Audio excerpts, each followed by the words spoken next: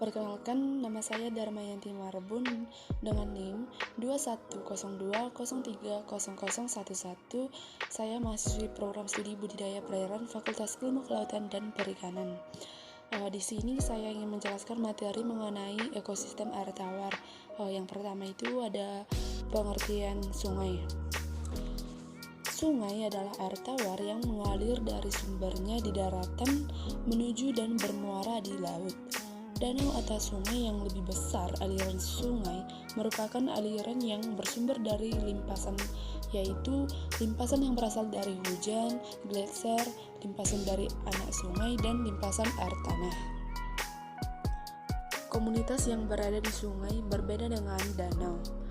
Air sungai yang mengalir deras tidak mendukung keberadaan komunitas plankton untuk berdiam diri karena akan terbawa arus. Sebagai gantinya terjadi fotosintesis dari ganggang yang melekat dan tanaman berakar, sehingga dapat mendukung rantai makanan. Kemudian ekosistem sungai. Ekosistem sungai berarti segala interaksi atau hubungan timbal balik dari makhluk hidup dan juga lingkungan yang meliputi kawasan atau daerah sungai. Ekosistem sungai meliputi di sepanjang wilayah daerah, aliran sungai, dari hulu sungai, badan sungai, dan juga hilir sungai, dan bahkan muara sungai. Karakteristik ekosistem di dalam lotik sungai dipengaruhi oleh hubungan timbal balik di antara sumber air, volume dasar sungai, dan curamnya dasar sungai atau transisi vertikal per transisi longitudinal. Karakteristik sungai yaitu 1. Adanya air yang terus mengalir dari arah hulu menuju ke arah hilir. Yang kedua, terdapat variasi kondisi fisik dan juga kimia dalam tingkat aliran air yang sangat tinggi. Kemudian yang ketiga, adanya perubahan kondisi fisik dan juga kimia yang berlangsung secara terus-menerus. Dan yang keempat, dihuni oleh berbagai macam tumbuhan dan juga binatang yang telah beradaptasi dalam kondisi aliran air tersebut. Dan kemudian yang berikut, aliran air yang terjadi pada sungai. Aliran air merupakan faktor utama yang dimiliki oleh ekosistem sungai dan merupakan pembeda dari ekosistem lainnya. Kecepatan aliran air antara satu sungai dengan sungai yang lainnya berbeda-beda. Hal ini karena kecepatan aliran air sungai dipengaruhi oleh berbagai hal. Berbagai hal yang mempengaruhi kecepatan aliran air sungai antara lain pencairan salju, air tanah, dan juga air hujan. Aliran air dapat mengubah bentuk dasar sungai melalui beberapa cara, yakni erosi, sedimentasi, serta berbagai perubahan habitat yang lainnya. Cahaya yang terdapat di ekosistem sungai memegang peranan yang sangat penting, yaitu cahaya ini berperan sebagai penyedia energi untuk melakukan proses fotosintesis oleh berbagai organisme autotrof yang berperan sebagai produsen di ekosistem sungai tersebut. Cahaya matahari yang diterima oleh ekosistem sungai ini sangat dipengaruhi oleh berbagai macam variabel. Di antaranya jumlah pepohonan yang menaungi sungai tersebut, lebat atau tidaknya pepohonan yang ada di aliran sungai tersebut, dan juga tingkat kedalaman sungai itu sendiri. Suhu yang terdapat di ekosistem sungai ini sangat bervariasi. Hal ini karena keberadaan suhu ini dipengaruhi oleh berbagai hal, yaitu radiasi dari permukaan konduksi dari atau ke udara, substrat di sekitarnya, iklim, dan juga tingkat kemeringan sungai tersebut. Selain itu, di ekosistem ini juga ditemukan perbedaan suhu yang cukup mencolok antara bagian permukaan air dengan bagian bawah air sungai tersebut. Substrat yang terdapat dalam ekosistem ini tidak permanen karena substrat di ekosistem sungai ini dipengaruhi oleh dua faktor, yaitu faktor organik, misalnya sisa kayu, lumut, dan juga berbagai macam tanaman. Kemudian karena faktor anorganik, misalnya batu, bahan-bahan geologi, kerikil, pasir, dan juga lumut.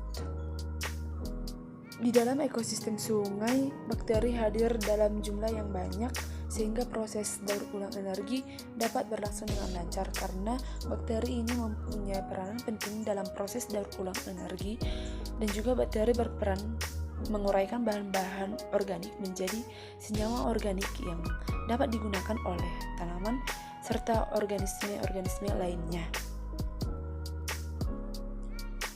Ekosistem sungai tidak terlepas dari yang namanya kondisi kimia pada air, karena pada bagian ekosistem sungai ini kondisi kimianya sangat bervariasi antara suhu dengan yang lainnya. Hal ini bergantung pada input dari lingkungan atau daerah yang ada di sekitarnya seperti hujan dan juga penambahan bahan pencemar yang dihasilkan dari aktivitas manusia. Meskipun demikian, kita tetap perlu mengetahui bahwasanya oksigen tetap menjadi konstituen kimia yang paling penting dari kehidupan berbagai organisme yang berada di ekosistem sungai tersebut. Kemudian, ikan merupakan binatang yang banyak kita temui di ekosistem sungai.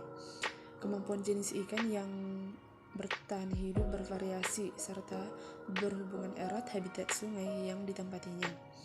Kita dapat menemukan sebagian besar ikan yang tinggal di bagian dasar, di sisi sungai, dan juga di balik bebatuan di sungai. Hal ini bertujuan untuk menyiasati penggunaan energi yang tinggi karena ikan-ikan tersebut harus berenang melawan arus.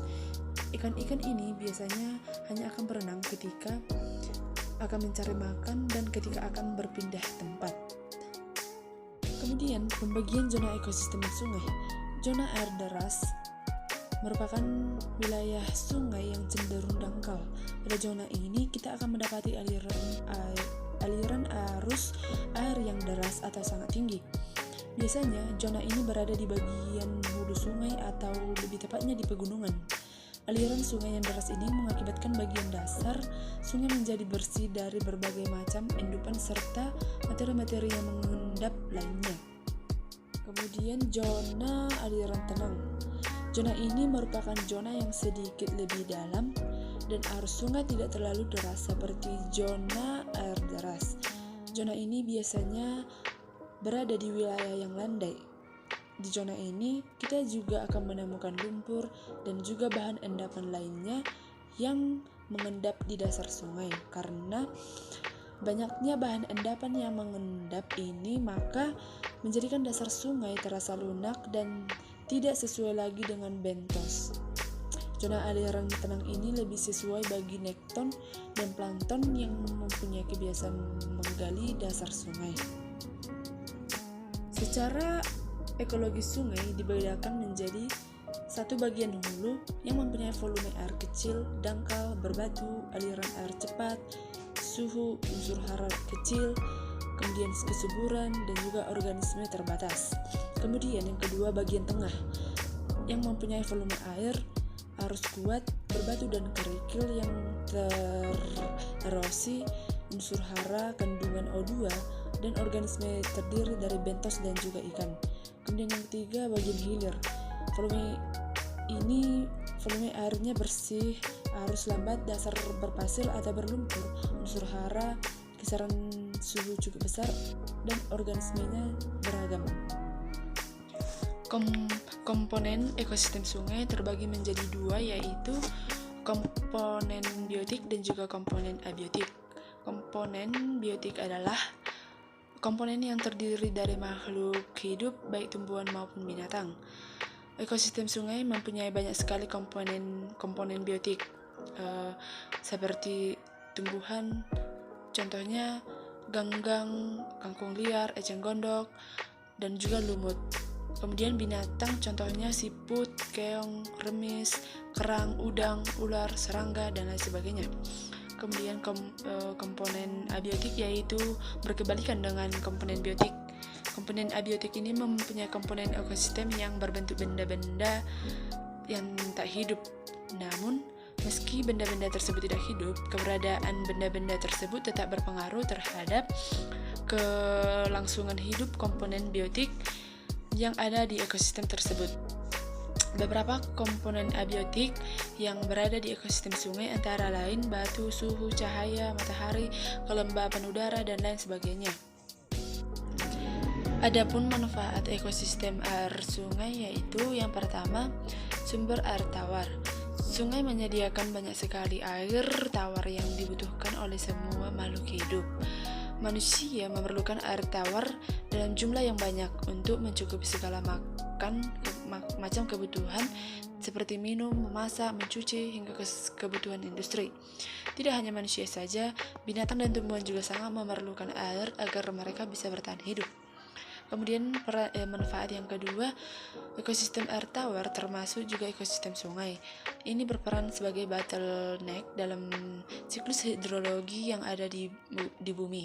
Kemudian manfaat yang ketiga, ekosistem sungai yang bersamaan dengan ekosistem estuari merupakan tempat yang mudah dan murah untuk membuang limbah yang bersifat tertiar. Kemudian manfaat yang keempat, sebagai tempat hidup bagi banyak makhluk hidup yang ada di bumi, khususnya binatang-binatang air dan juga tumbuhan yang hidup di air. Kemudian manfaat yang berikutnya, bisa digunakan sebagai tempat budidaya tanaman tertentu sehingga dapat menghasilkan nilai ekonomis bagi warga masyarakat yang berada di sekitar sungai tersebut. Kemudian manfaat yang keenam yaitu sebagai tempat rekreasi bagi anak-anak dan juga bagi keluarga. Baiklah, sekian materi mengenai ekosistem air tawar atau sungai yang bisa atau yang dapat saya sampaikan. Saya ucapkan terima kasih.